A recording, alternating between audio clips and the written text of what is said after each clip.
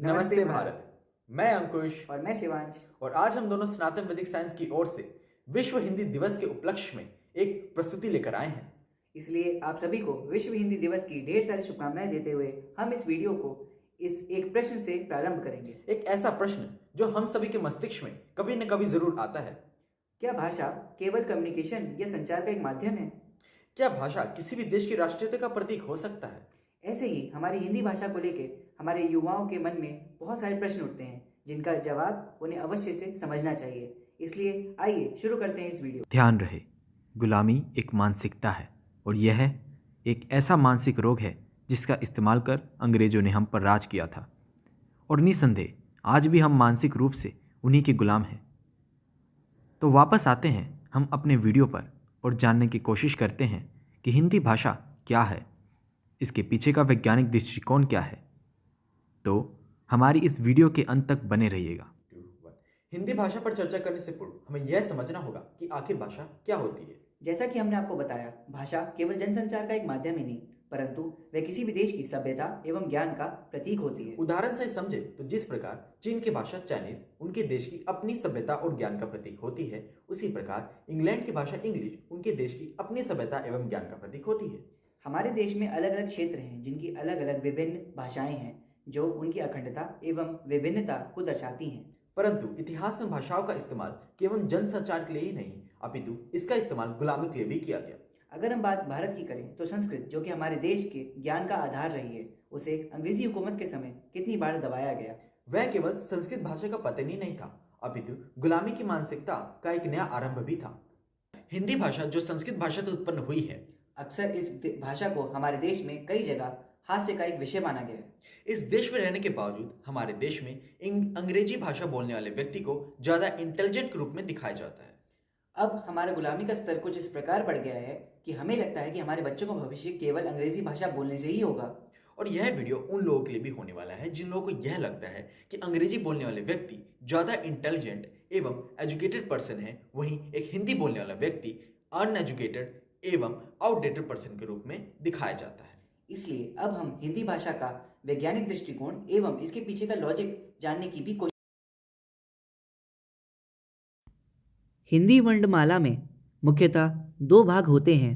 पहला, जिन्हें हम स्वर कहते हैं, एवं दूसरा, जिन्हें हम व्यंजन कहते हैं। यह तो हम सभी ने बचपन में पढ़ा ही होगा। जिन वर्णों का उच्चारण करते समय सांस, कंठ, तालु आदि स्थानों से बिना रुके हुए निकलती है, उन्हें स्वर कहा जाता है। और जिन वर्णों का उच्चारण करते समय सांस, कंठ, तालु आदि स्थानों से रुक कर निकलती है, उन्हें व्यंजन कहा जाता है। स्कूल में तो ये हम सभी ने पढ़ा ही होगा, पर क्या कभी आपने सोचा है कि स्वर में आ के बाद आ ही क्यों आता है? इसी प्रकार व्यंजन में क के बाद ख ही क्यों आता है? इसी प्रकार अंग्रेजी में ए के बाद बी क्यों और अंग्रेजी में 26 अल्फ़ाबेट ही क्यों होते हैं? जानने के लिए वीडियो को अंत तक ज़रूर देखें और हाँ, अगर अच्छी लगे तो लाइक करना, सब्सक्राइब करना और शेयर ज़रूर करना। इसको समझने के लिए हमें बायोलॉजिकल साइंस को समझना पड़ेगा। उसमें भी मुख्यतः इंसानों के वोकल कॉर्ड को और ओरल कैविटी को एवं उसके स्ट्रक्चर को समझना होगा।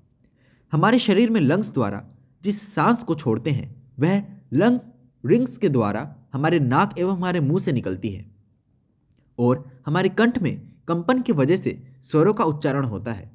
अब जैसा कि मैंने कहा कि अ के बाद आ ही क्यों आता है, इसको हम एक एक्सरसाइज से समझेंगे। तो आप सभी अपने हाथ की 2 उंगलियों को अपने कंठ पर रखें और अ शब्द का उच्चारण करें। आपको अपने कंठ पर एक कंपन महसूस होगी। अब आप अपनी 2 उंगलियों को कंठ के ऊपरी भाग के मांसपेशी पर रखें और ई शब्द का उच्चारण करें। आपको वहां पर एक कंपन महसूस होगी। अब आप ऊ शब्द का उच्चारण करें और अब आपको महसूस होगा कि आपकी ध्वनि मुख से आ रही है। अब आप इस पूरी प्रक्रिया को समझेंगे तो आपको समझ में आएगा कि स्वर आपके कंठ से निचले भाग से लेके ऊपर के भाग तक आते हैं और यही कारण है कि अ के बाद आ ही क्यों आता है। उसी प्रकार हमारा जो प्रश्न था कि क के बाद ख क्यों आता है, अब इसके पीछे के बायोलॉजिकल साइंस को समझेंगे। जैसा कि हमने कहा, व्यंजन में क कंठ, जीभा एवं तालु का इस्तेमाल होता है। जब हम अपनी जीभा के ओरल कैविटी के सबसे पिछले भाग को टच करके जब उच्चारण करते हैं तब व्यंजन के कवर्ग भाग का अनुसरण होता है। उसी प्रकार जब हम अपने ओरल कैविटी के मध्यम भाग में अपनी जीभा को टच करते हैं तो चवर्ग भाग का उच्चारण होता है। उसी प्रकार जब हम अपनी जीभा को दांत से ऊपरी भाग की मांसपेशी पर टच करते हैं तो तवर्ग भाग का अनुसरण होता है। उसी प्रकार जब हम अपनी जीभा को दंत पर रख के शब्दों का उच्चारण करते हैं तब टवर्ग भाग का अनुसरण होता है। इसी प्रकार हमारे होठों के इस्तेमाल से पवर्ग भाग का अनुसरण होता है। अब ध्यान देने वाली बात यह है कि इसमें भी स्वर की ही भांति जीभा के इस्तेमाल से ध्वनि आपके मुख के पिछले भाग से लेके आगे के भाग तक अनुसरण करती है। एक सवाल ऐसा भी आता है जिस पर हम सभी को ध्यान देना है। अगर हिंदी भाषा इतनी ज़्यादा लॉजिकल है तो इसे इतना पिछड़ा हुआ क्यों माना जाता है? अक्सर हमें बचपन में हमारे स्कूलों में speak in English, speak in English, speak in English का पाठ बार बार क्यों रटाया जाता है? यहाँ हमने तो बता दिया कि हिंदी के पीछे का वैज्ञानिक तथ्य क्या है, पर एक सवाल आप सबके लिए भी। ए के बाद बी ही क्यों आता है?